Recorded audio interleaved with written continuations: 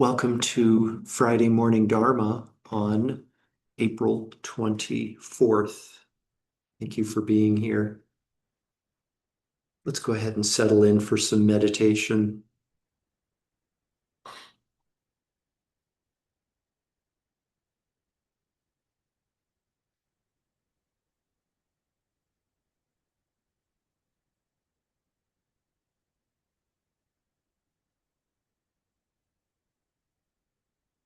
Now is the time for you to rest and relax and to heal.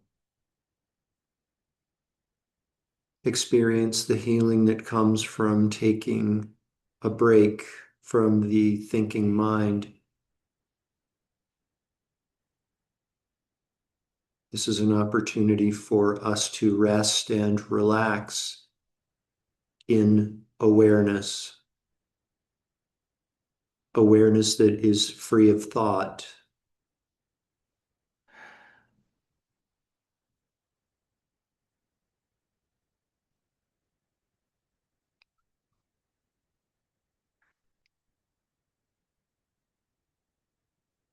Please allow your spine to be straight and relaxed.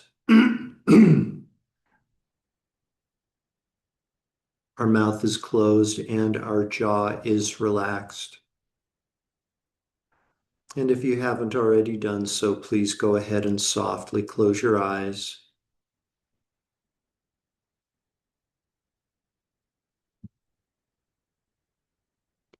Please bring your awareness to the crown of your head and allow all of the tiny muscles and nerves that support your scalp to become loose and completely relaxed.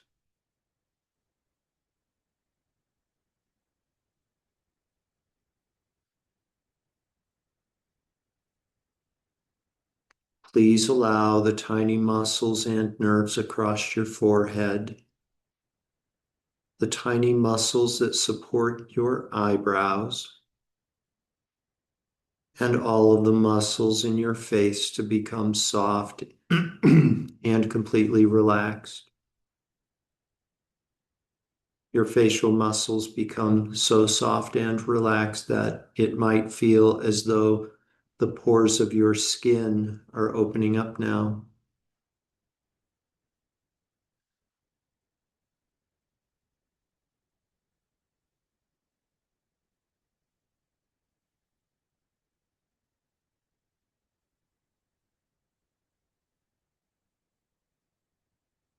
Your mind starts to relax as your body is starting to relax. And for the remainder of our meditation, I would invite you to bring your awareness not only to the sound of the words that you hear, but also to the silent gaps in between the words and in between the sentences.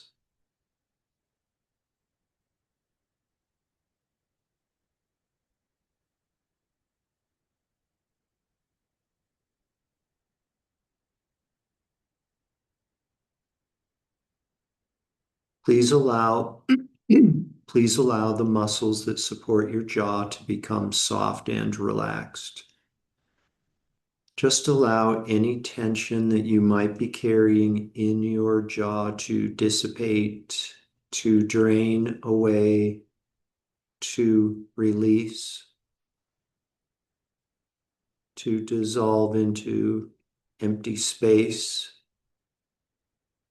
to dissolve into space like emptiness.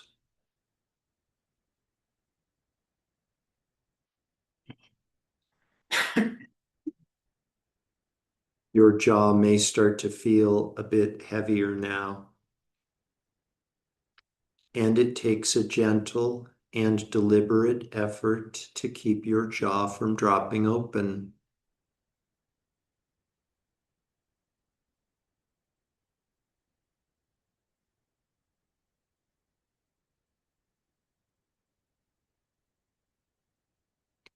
Please allow, please allow the muscles in your neck and your throat to become soft and relaxed. as well as the muscles in your shoulders, arms, elbows, forearms, wrists, hands, and fingers, all the way to your fingertips.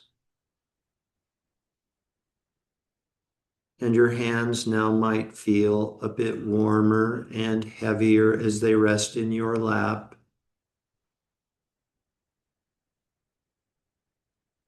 And your mind relaxes as your body relaxes. And continue to be aware of the silent gaps.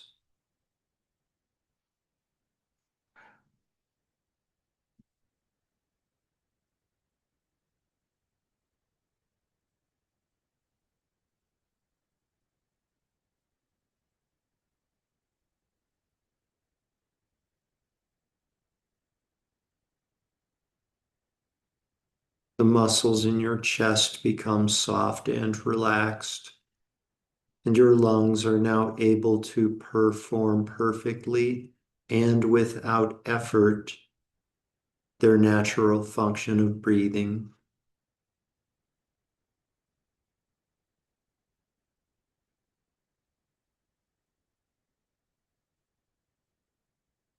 The muscles in your abdomen and likewise all of the muscles in your back, and likewise all of the muscles in your hips and your pelvic area, your legs, calves, feet, and toes. One by one, these muscle sets become completely soft and completely relaxed. The soles of your feet, even the muscles and nerves in the soles of your feet, even the tiny muscles and nerves at the tips of your toes are soft and relaxed. Your body is a mountain with consciousness now, balanced, grounded, stable, with ancient wisdom awareness.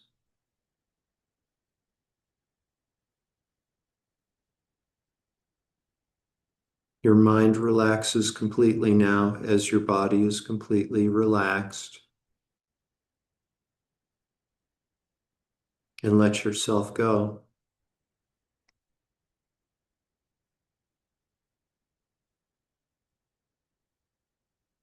And continue to be aware of the silent gaps. Silence is the mere absence of sound.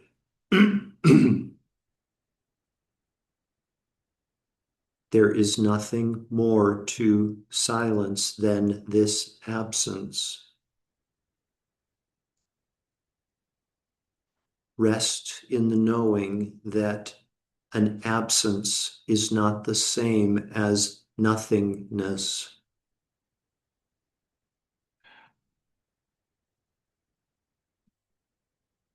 Our object of meditation for this morning's Lam Rim meditation is the silent gap or the silent gaps. All that is asked of you in this meditation is to just rest and observe the silent gaps.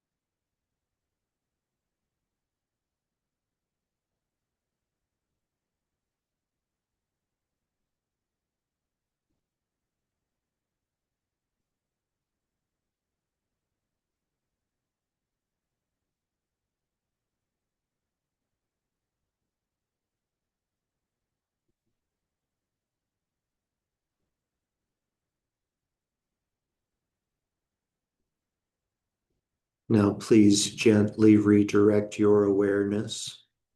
Become aware again of this collection of parts we've agreed to label physical body, and allow your breathing to become less shallow.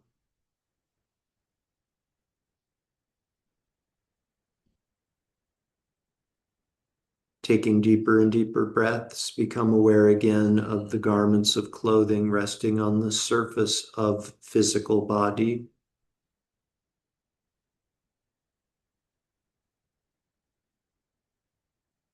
Become aware again of your surroundings inside the room that you are occupying.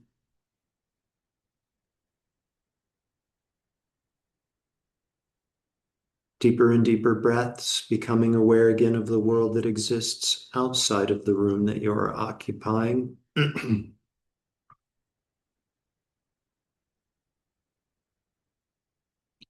We dedicate all of the merit, all of the positive energy from this morning's meditation to world peace. May all beings without exception soon come to be free of the prison of samsara. May all beings without exception soon come to enjoy the peace of nirvana.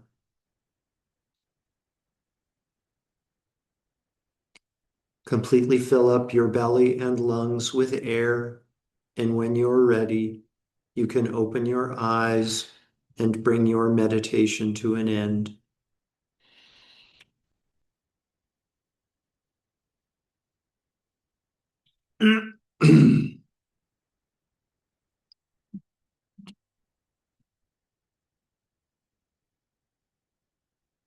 So, you guys, we're going to delve into teachings on emptiness. On emptiness, I'll give a quick review of what we talked about with regard to samsara. We're going to get into teachings on emptiness. These are the most profound of all Buddhist teachings. Profound is sometimes code for difficult to understand, much less to experience directly.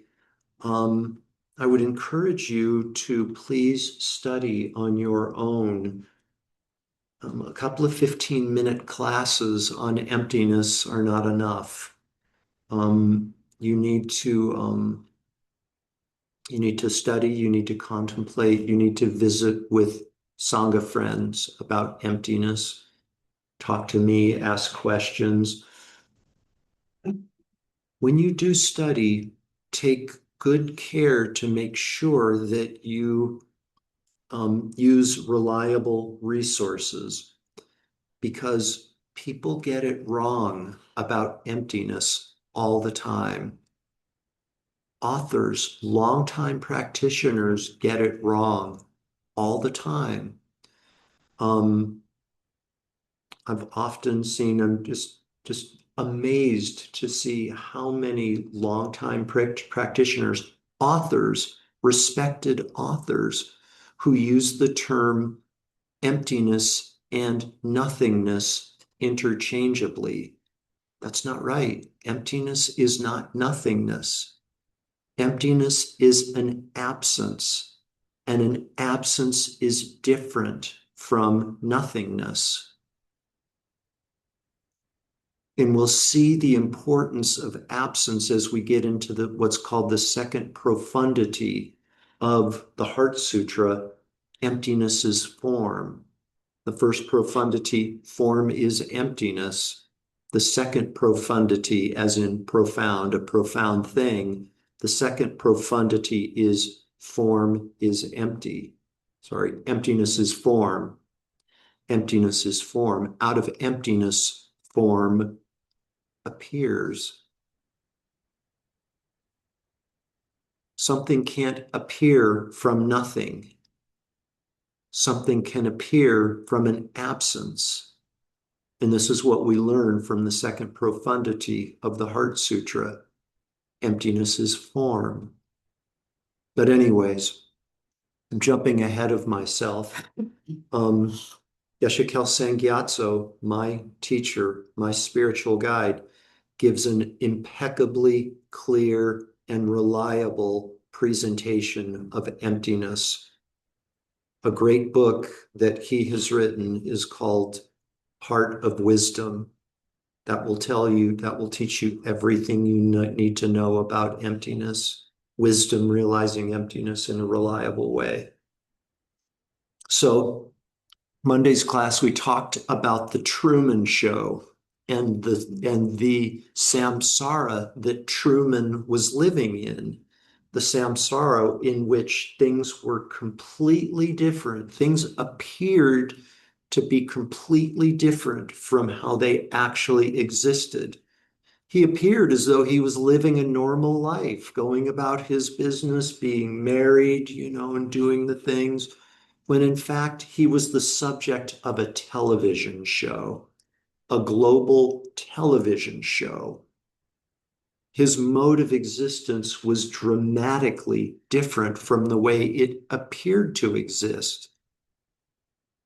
This is similar to our experience of our life right now, our samsaric experience.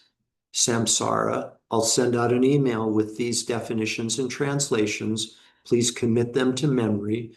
The translation of samsara is cyclic existence.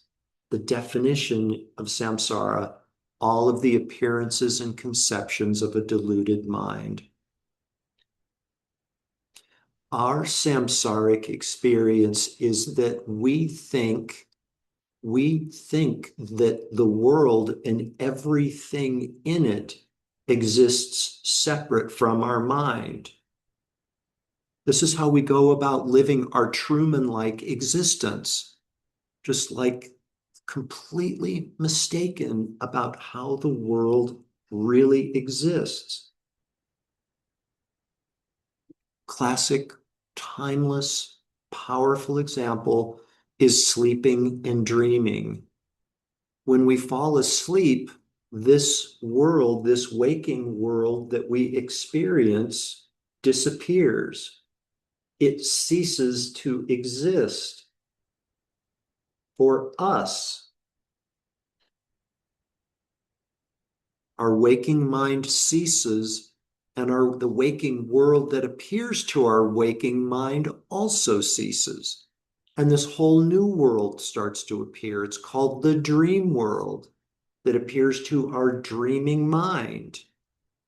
And just like in our waking world, experienced by our waking mind, we think, oh, while we're sleeping, we think, oh, this is really happening. This is real. What you see is what you get. And then the alarm goes off. The dreaming mind ceases. The dreaming world ceases, and the waking world reappears. The world that we experience during our waking hours appears in dependence upon our mind, not independent of our mind.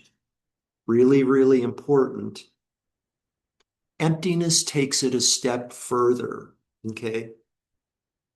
The world that we experience and all of the phenomena in the world that we experience seems to have, the key word is inherent existence. It seems to really, truly exist. Yeah. Not only, okay, do you see these two steps? Not only does it appear to exist independent of my mind, when in fact it's created in dependence upon our mind, but it also appears to exist inherently. Okay? What you see is what you get. And we go around in this dreamlike state thinking, oh, everything exists inherently, when in fact it's an appearance to our mind created in dependence upon our mind. Automobile, right? Where's my car? I can't, I walk out of Walmart. I can't remember where I left car, right? We just go around car, and A car exists of countless parts. There's the ignition switch, there is the steering wheel, there's the transmission, there are tires, wheels, brakes, on it goes. It's a collection of parts that we have assimilated with our mind and stamped the label car on it. And so it's a truly existing car. It really exists. So our sort of confused mind in the throes of samsara seems to think. But as you see this, don't you? We take the parts, put them together, assimilate them with our mind, and car. It really exists. So it is with everything, and the stakes even get higher when we impute onto this collection of parts my car, my car, you know. And even that is a made up idea, especially that is a made up idea, right? We might say, oh, well, it is my car. I own it free and clear, right? I don't have a bank loan I didn't take out a bank loan to buy this car. Yeah. It still is like, if you examine carefully, and I don't have time to get through the lines of reasoning to demonstrate that this notion of my car is also a product of mind.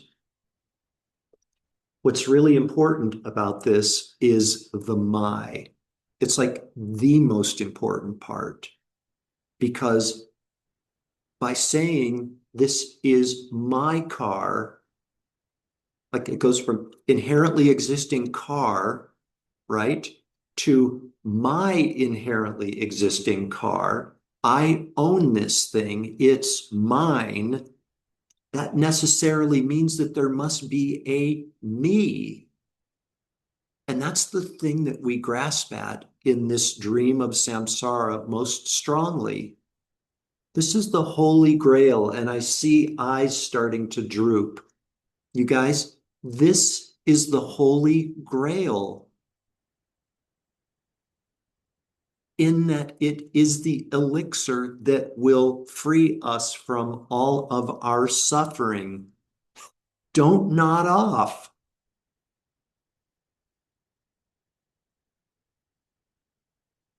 Because how this all links up is that self, this notion of me, is empty of inherent existence. It is empty of inherent existence. It's a made up idea. And if we can come to awaken from the sleep of samsara, this confused dream state of samsara, and awaken to the fact that self is a made up idea, then who or what is there to take rebirth? We awaken from this, we get off the wheel of karma, we get off of the cyclic existence, samsara, and we're completely and permanently liberated from suffering for the rest of our would-be lives. If there is no inherently existing self, we're not saying there's nothing there. We're saying there's an absence. We're saying that there is an absence of an inherently existing self. If there is no inherently existing self, who or what is there to experience karma? And if there's no karma, who or what is there to create the causes for us to take a rebirth or future rebirths, plural? And if there is no basis for us to experience rebirths, future rebirths, then there's no basis for samsara. it's the most revolutionary thing I've ever heard, and it is so powerful, and it is the Holy Grail. Okay. This is the middling path. This is the intermediate scope path practiced by middling beings, air quotes around middling beings, the wish to attain liberation from suffering, not just to take nice rebirths in our future lives, as for like initial scope, ordinary being aspirations on the path. This is to permanent and complete liberation from samsara, to attain a state of nirvana. Liberation is different from full enlightenment. And we'll talk about what full enlightenment is in Monday's class. The great scope, the path treaded by great beings, beings with a great aspiration to attain complete enlightenment, not just liberation, but enlightenment. What's the difference? We'll talk about it on Friday. Okay. A lot to take in. And it's this calling it the Holy Grail, that like this morning, it came to me in meditation. I've never thought about it in that respect. I mean, Indiana Jones talks about searching for the Holy Grail. And, it's like, what is the Holy Grail? This is the Holy Grail. Really, really important. Thank you, friends. Have a good day. Thank you, Jeff. You're welcome.